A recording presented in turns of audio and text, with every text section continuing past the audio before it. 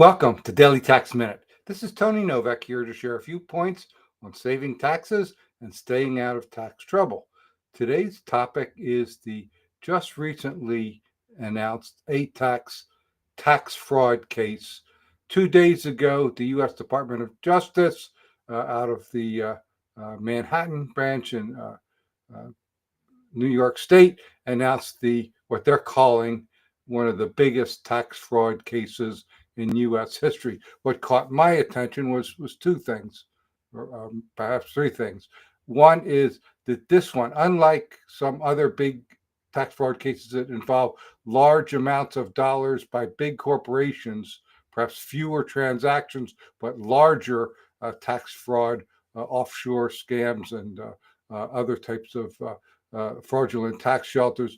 This one appears to involve tens of thousands. Like one press release said, 90,000 individual tax returns, and they appear to be actual individuals or small business tax returns primarily, as far as we can tell, just based on the general description. We have very little information on this case, except that the ATAX name triggered an alarm in my head because I've covered it before on my blog, and I put out a blog 2 days ago on that same topic. But what's also striking about this case is that normally, in the case of misinformation and managed information, when a press release is put out by a prosecutor's office, that is managed information.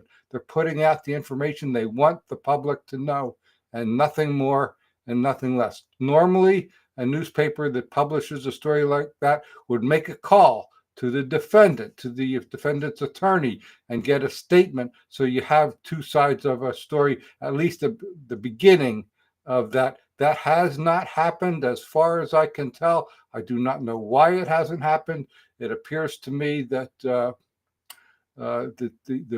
Reuters, USA Today, a couple other regional papers simply took the press release from the prosecutor's office, formatted it, and published it as a story.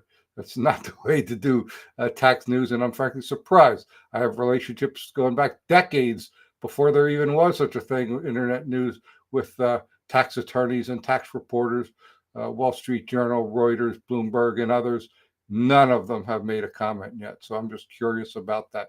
But the point is, I'd love to hear if you are affected or may be affected, if you've used ATAX, whether if you're a practitioner or have had other cases with them or representation, whatever. I would love to have a discussion either online or one-on-one. I'm easy to reach at taxproblems.cpa.